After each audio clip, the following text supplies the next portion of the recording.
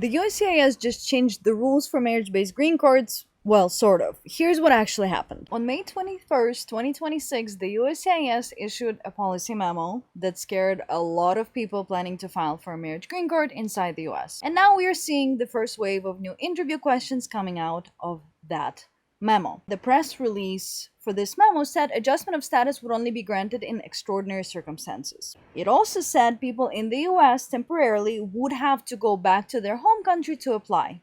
And there are reports of 3 specific questions officers are asking at interviews that they were not asking before. Just as a reminder, I'm Margarita, an immigration attorney and co-founder of Legalish.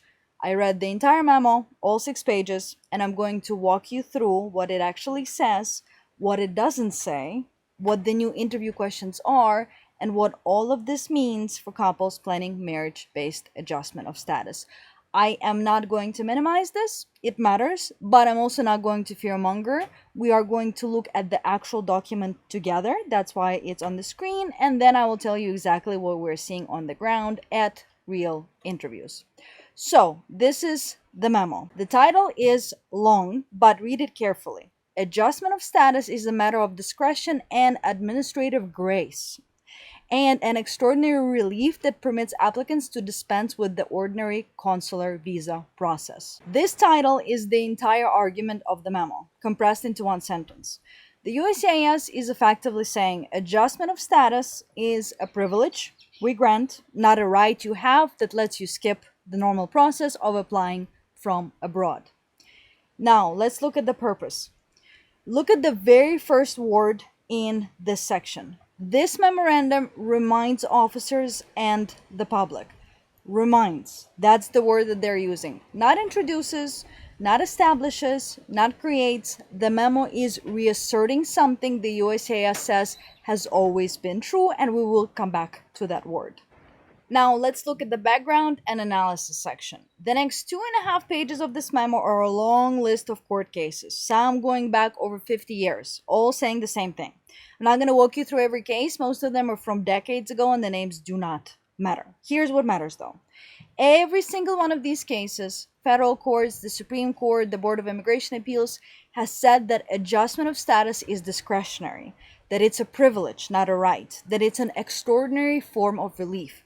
This is not a new principle. It has been the law for 50 years. The memo is not changing anything.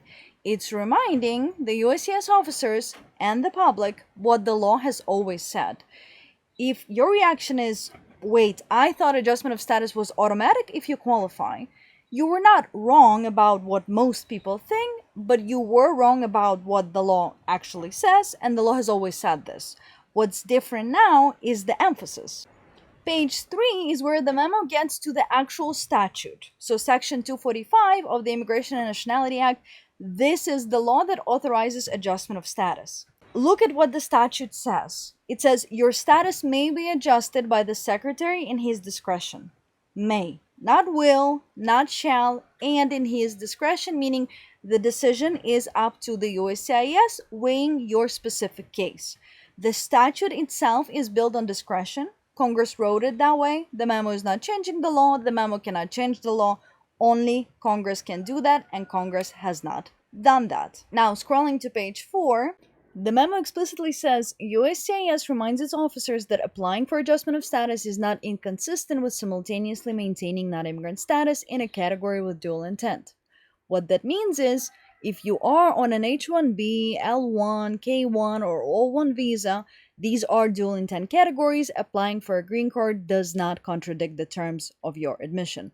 You are legally allowed to have both temporary status and immigrant intent at the same time.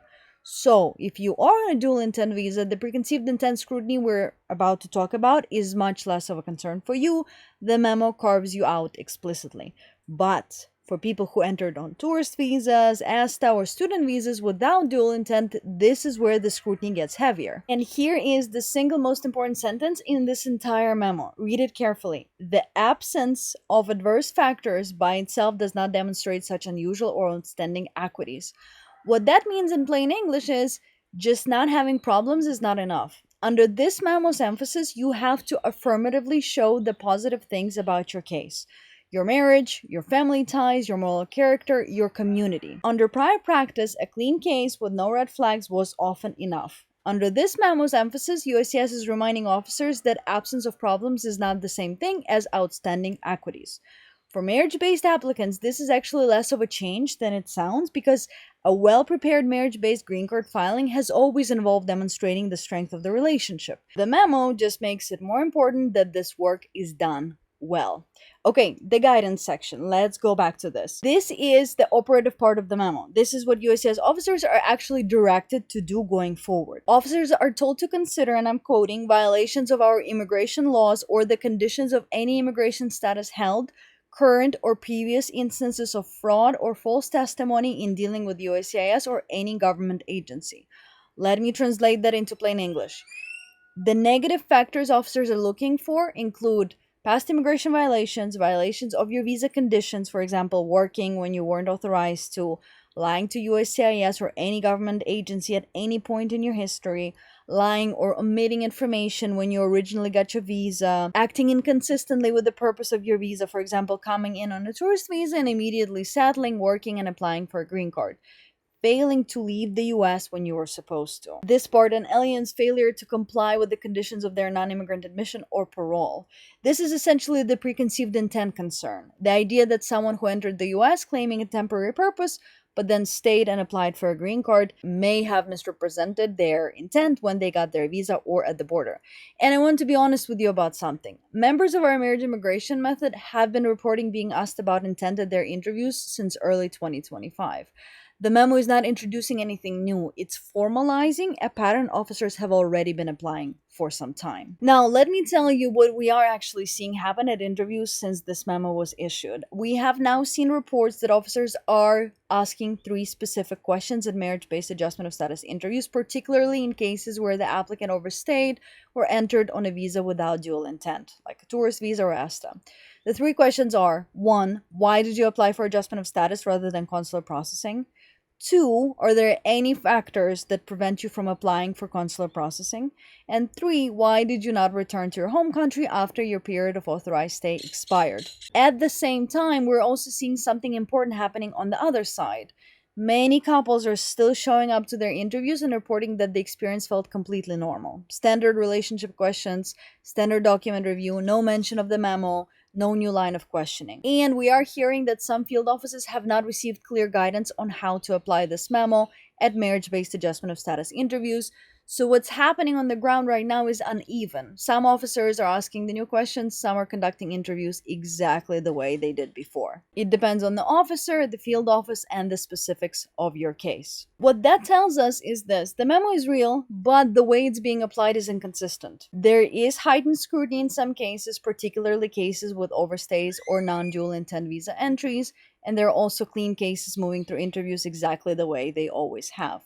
If you're asked new questions, you would answer them honestly. If your relationship timeline is genuine, you met, you fell in love, you got married based on real circumstances, not a pre-planned immigration misrepresentation, be clear and direct. For cases with clean facts, lawful entry, real marriage, no violations, these questions may not even come up at all. Now, the positive factors. The memo says officers must weigh family ties, immigration status and history, the applicant's moral character, and any other relevant factor.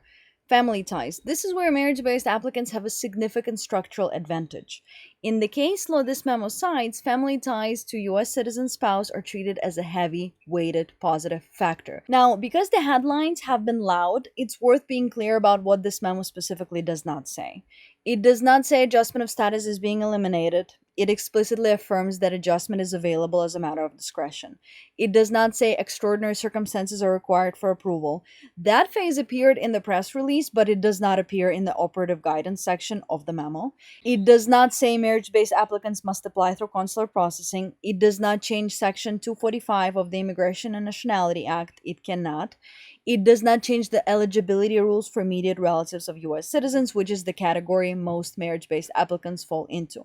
The statutory protections for immediate relatives remain in place. And here's the part nobody's highlighting. The memo itself says, and I'm quoting, "This policy memorandum is intended solely for the guidance of USCIS personnel in the performance of their official duties, and it does not remove their discretion in making decisions. It may not be relied upon to create any right or benefit, substantive or procedural, enforceable under law or by any individual or other party."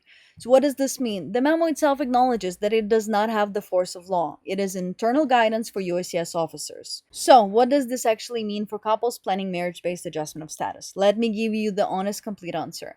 If you entered the US lawfully, you're in a real marriage to a US citizen, and you have a clean immigration history, the legal path to your green card is the same path it was a month ago. What has changed is the emphasis. Officers are being reminded to apply existing discretionary standards more rigorously. That means, first, your case needs to affirmatively demonstrate your equities, not just check eligibility boxes. Second, preconceived intent questions at the interview are going to be more common. If you entered on a tourist visa and married quickly, expect questions. If your timeline makes sense and your relationship is real, you answer them honestly and you move on. Third, if your history includes immigration violations, fraud, or unauthorized work, the discretionary scrutiny on your case might be tougher than it would have been before. That doesn't mean the path is closed. It means the documentation and presentation matter more than ever. And fourth, the cases that were always going to face scrutiny, preconceived intent, fraud history, weak marriage evidence, are going to face more of it now. Couples with clean facts, real relationships, and well-organized documentation are still squarely within the framework the USCIS will continue to approve. The work to put together a strong case is the same work it has always been. There is just less margin for sloppy execution. And one last thing, immigration policy in the United States is shifting frequently right now. We've had country-based restrictions, consular pauses, and this discretionary memo all in the last 6 months. No one can reliably predict what comes next. What is known is this: the rules you have today are the rules you know. The rules 6 months from now are guesswork. For couples in eligible situations, the current legal environment remains workable. That is to say, do not delay your filing out of fear. And the timing and framing of the press release suggests it was designed, at least in part, to discourage couples from filing in the first place. And here's what we are doing at Legalish. We are taking a moment to see how the USCIS actually applies this memo in practice before we change anything in our methodology. Policy memos and what officers do at real interviews often differ. That's why we're not interested in reacting to press releases. We are interested in watching what happens on the ground and updating our system when we have real data, not speculation. That's the approach we take to everything. We do not believe in reacting to fear and noise. We believe in reading the actual documents, understanding what they say, and making decisions based on facts, not headlines. If you're planning marriage-based adjustment of status and you want a structured way to navigate this, we built something specifically for that. It's called the Marriage Immigration Method, a step-by-step execution system that takes couples from filing to green card to citizenship. It's not passive videos you watch, it's a system you run on. If you want to see exactly what's inside and whether it's the right fit for your situation, I've linked our full walkthrough in the description. It will show you the full system, how it works, and who it is for. Link is right below this video.